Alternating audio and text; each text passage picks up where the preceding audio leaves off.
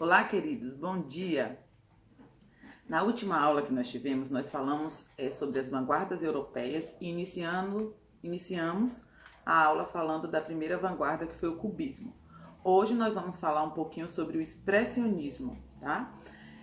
E em que esse movimento se focava e através de que ele se expressava. Bem, para começar, eu vou dizer para vocês o seguinte: essa foi a primeira vanguarda europeia que valorizou o sentimento humano, né? Ele valorizou a expressão emocional humana, tá bom? Vamos começar? Vamos lá. A arte expressionista, ela surgiu no século XX, aonde? Na Alemanha.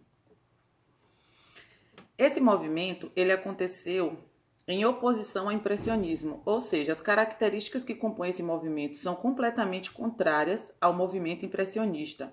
E ele era caracterizado principalmente pela irracionalidade, individualismo, além de apresentar uma visão pessimista da realidade, já que ele trabalhava com os sentimentos humanos, a emoção humana.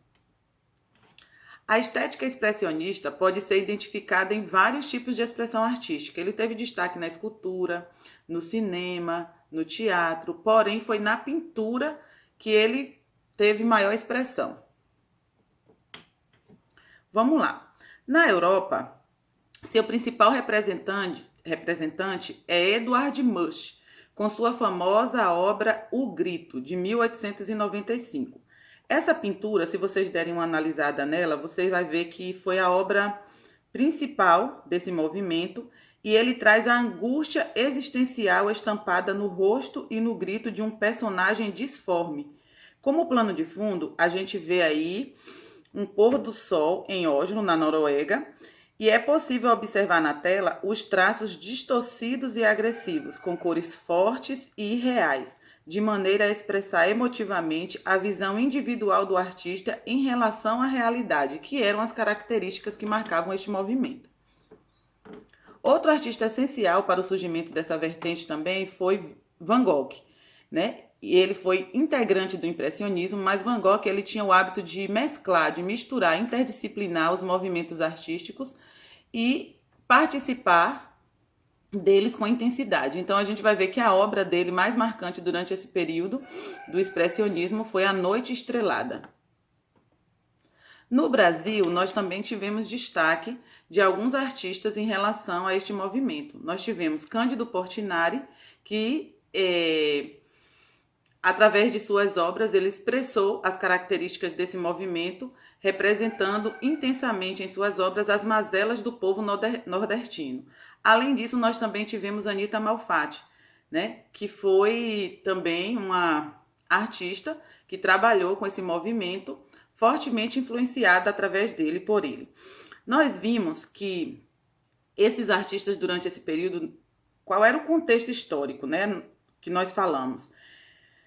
Esse período ele foi marcado por uso de inovações tecnológicas, como o uso do telefone, o telégrafo sem fio, o automóvel, o avião, que permitiam uma comunicação e um transporte mais rápido. Então, esse período, né, a sociedade estava sendo marcada pela tecnologia e pela velocidade. Mas também era uma época de incerteza por causa dos problemas sociais. Então, a gente vai ver que aqui no Brasil não era diferente. E nessas obras aqui, ó, a gente vai ver o seguinte: essa obra aqui que vocês estão vendo à direita é A Boba, tá? Ela é de Anita Malfatti. E à esquerda, Retirantes, que é de Portinari. Então, essa obra aqui de Portinari, né, a gente sabe muito bem que ele estava retratando justamente essas mazelas, esses problemas sociais que o Brasil enfrentava. Quais são as principais características desse movimento?